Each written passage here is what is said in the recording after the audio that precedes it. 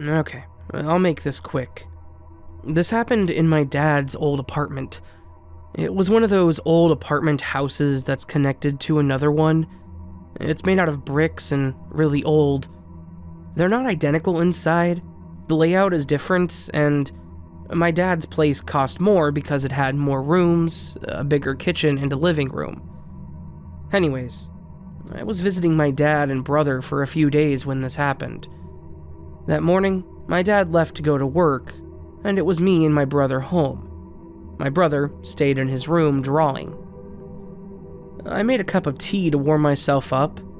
I put the cup in the microwave for 2 minutes and walked back to the living room. I put on my hoodie as I sat on the couch, and then I realized 2 minutes might crack the cup in the microwave. So I got back up from the couch, and at the same time I was slipping my hoodie over my head. When it came over my head, everything changed. The room transformed. I was now sitting on one of those old-looking armchairs. My legs were curled up under me on the chair, and I was sitting across the living room in the corner. The house was super clean, and my dad's house is cluttered with his speakers and boxes of tools because he's a carpenter. I just sat there trying to figure out what happened. It looked like my dad's apartment, but it was obviously somebody else's place now. I thought maybe I had fainted and someone placed me here, but that didn't explain why the entire place looked like a 1960s home decorating magazine. I got up off the couch and touched myself and everything close to me to make sure that I wasn't dreaming. I was scared because I felt like I was trespassing in someone else's home. As I walked across the living room, I warily glanced out the window. It was all bright and sunny outside. Green grass, tall trees, blue sky, nothing out of the ordinary. I slowly walked to the kitchen, and there was a pot of soup simmering on the stove. I could see the steam coming out of it. The front door was open.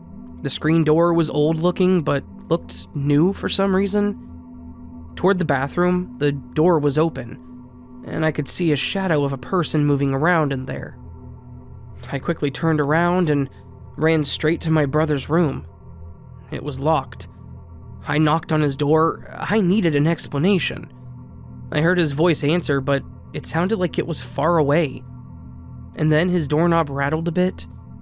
I was about to open his door, and as my hand touched the doorknob, it began to shake so strangely. I quickly let go because it felt like it was going to break my wrist. Then, the entire door began to shake/vibrate violently. My brother was yelling at me from the other side of the door. The door was shaking and pounding so loudly that it was almost deafening. It's hard to explain, but this freaked me out so bad. I thought a monster was going to burst through that door. I ran into the living room and hid behind a small yellow sofa. I crouched down in a fetal position with my head completely covered by my arms, and I prayed like hell. Everything got quiet, and I heard footsteps. Then, I heard my brother's voice. What the heck just happened? I could tell in his voice that he was so confused. I raised my head and noticed everything was back to normal. I happened to be in the middle of the living room, and the yellow couch that I was hiding behind wasn't there anymore. Later, my brother said that when I knocked on his door, he went to answer it, but the doorknob started shaking violently. Whatever shook that door did not want my brother to step into another reality, maybe? Of course, I never told anyone all this. I honestly don't know how.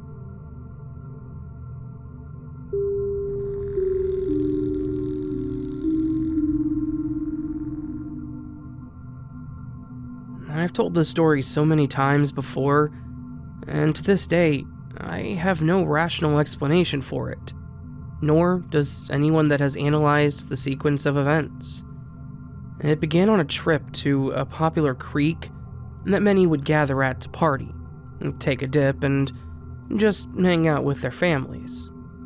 The water of the privately owned creek was dark and about knee level for a regular adult, with even children being able to wade through most of it without worries. There was a small deep section that was more to the far edges, but I was unaware of this. It was a summer vacation when I was about 16 or 17, I think, and I got my group together for a huge party there. After a few hours of us partying and hanging out on the shore, a few of us took a dip. My swimming skills were nothing amazing, but I can at least not sink like cement. I began wading out a bit, and within seconds, I felt my feet completely slide off the edge of the shallower bit and into the deep end. I could feel the forward momentum of slipping carry me forward a lot too, so much so that I couldn't even reach the edge with my tiptoes. I began to panic and sink. It felt like that was the end, and that surety of death after gulping down nothing more than cold water for what felt like ages. I couldn't get a foothold, much less propel myself in any direction. As I swallowed mouthfuls of liquid hoping for oxygen, I could feel the darkness of the water itself just surround my consciousness. It was as if I was being taken by that cold abyss. And at that point, I kinda came to terms with death. And this is it. I'm done. At this exact moment, I felt a spark of pure energy. Screw this. I'm not going to die, was the only thought then. I made an attempt to flail a little bit. It was a useless movement, but I wasn't giving up. Somehow or another, I ended up back completely on the shallower bit, my feet firmly planted on muddy soil that was not there a second before. Not on the edge of the shallow bit, but around 4 feet away from that deep end. I then saw everyone rushing towards me, my friends swimming frantically. To their eyes, I was in the deep end. A second ago, about to drown in the next. I had saved myself before they were even halfway to me. Not more than a minute or two had passed, yet, to me, it seemed so much longer. Maybe my perception of time changed because of adrenaline. Who knows? There was simply no way that I could have moved that distance with me weakly flailing at the limits of my breath. I moved at least 6 to 8 foot total as 2 dudes in the group swam out to where they saw me. And based on the distance from the slope that ends the shallow bit into the deep end, it was definitely a considerable distance if you aren't swimming. They were all pretty dumbfounded. No one knew what the hell happened, but we were all just bloody relieved. We've discussed that event so many times, yet it still remains a genuine mystery to them, and me especially. Maybe I teleported. Maybe I was saved by some higher being. A guardian angel, maybe? All that I'm certain of is that I might have teleported through space and time because of that spark of life left in me.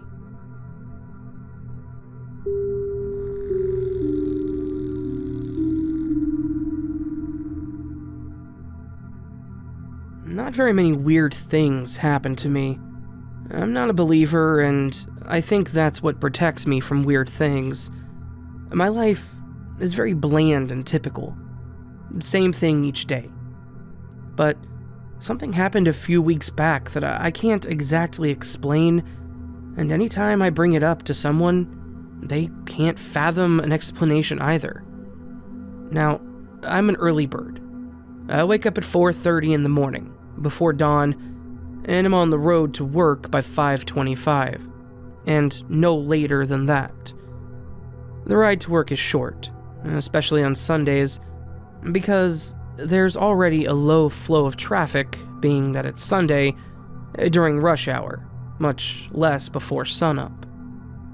I was driving down the feeder of the Beltway to get to work, as always. It's a series of 3 lights, fairly simple. On the feeder you have 3 lanes, the 2 on the right that go straight, and the farthest left which is straight or left on a green only. It was 5:30 and I came to the second light. in the third lane to the right, and it turned red. So, of course, I stopped. There was nobody, and I mean nobody, around, except for myself and another car in the farthest left lane next to me that had been somehow stopped before the light turned red.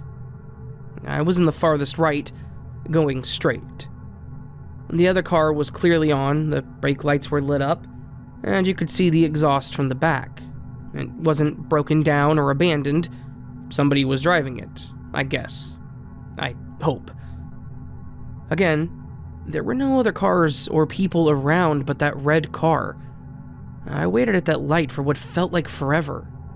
Typically the feeder lights aren't that long, but it seemed to be taking forever. I kept looking to the left of me because something seemed so weird about only 2 cars. Usually there are a few more, but I thought nothing of it. Just kept waiting. The car was still there. I looked to the left 1 second later, and that red car was gone. The light was still red. The car did not drive off. I would have been able to see it drive straight or left, and it's a 2-way, and you have to drive straight up and then left. The lane to turn left was well in my field of vision, where I was looking, waiting for that light to change, and nobody had gotten into that lane since I'd been there. I also would have heard it, because it was dead silent that morning, and I keep my music fairly low. It just disappeared. It was there, the very next second it was gone. It didn't have time to go anywhere. I was completely alone in that intersection at that point. The light turned green as soon as I realized that car was gone. I chalked it up to me being tired, but I still find it odd that there was not a single car in that intersection the entire few minutes I was stuck at that light, other than the red one. It felt as though I wasn't actually there, or that the other car was all in my head. And something felt odd that day, even as I got to work. Everything felt unsettling, and I'm still thinking about it.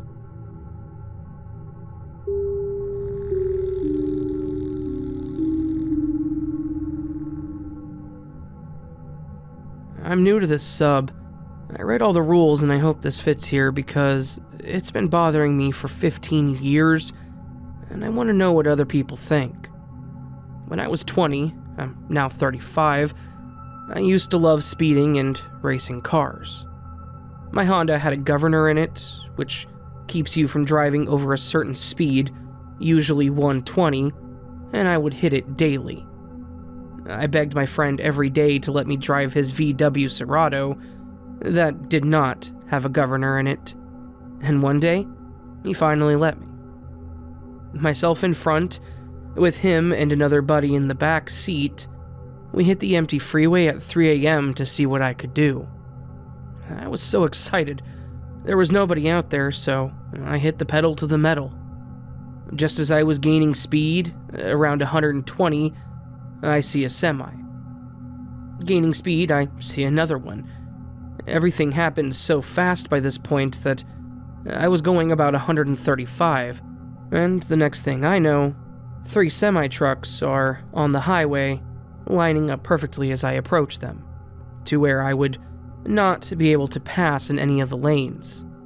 There wouldn't be any room to drive in between them either. I see an on-ramp ahead, and I decide I'll go around them there, but another semi is entering the freeway. By the time I get to all 4 trucks, they're all driving all beside each other, and at 135 and nowhere to go, not enough time to brake, I closed my eyes and prepared for my inevitable death. And then, nothing happened. I opened my eyes and saw the trucks in my rear view. I asked my friends what happened, and they said they didn't know, since they had closed their eyes and prepared for death too. After that, I sold my car and stopped driving for around 6 years, and I haven't raced ever since. I drive a minivan, which is slow as hell for my old dog. I still wonder if someone could explain this, or if a glitch in the Matrix allowed me to see another day. Any input, especially from people who race or have a good understanding of physics, is greatly appreciated.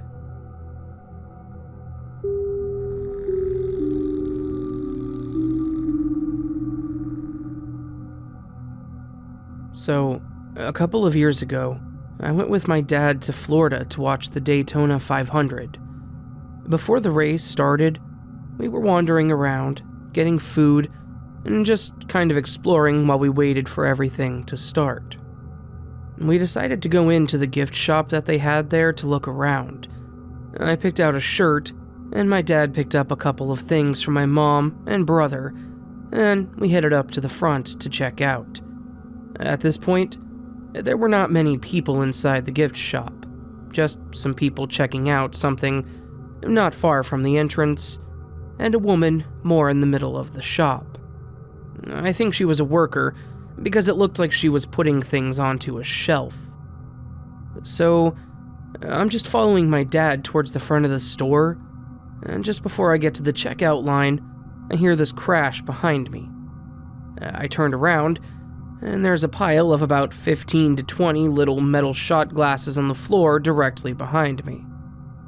I start looking for a shelf because I was going to pick them up, thinking that I had knocked them over somehow, but the only thing around me were racks for clothes to be hung up on. The woman that I mentioned earlier came over to me, and I asked her if she had dropped them, and she told me that she didn't even see where they had come from, and just heard them like I did. We each picked some up, and had to walk to the edge of the store to find a shelf for them. I went back to the line, and I pretty much assumed it was over. As I was walking through the line, I heard another crash behind me. I turned around to find 3 more shot glasses on the floor. At this point, I'm halfway to the register. There's still no one behind me, as the other people in the store were still shopping. I was pretty freaked out after that, because even if these glasses had somehow fallen off of a shelf the first time, the second time I wasn't near even a clothes rack. I guess it's also worth mentioning that I couldn't seem to find a spot where they were selling these. It doesn't mean that they weren't, I just couldn't find them in the area that I was in.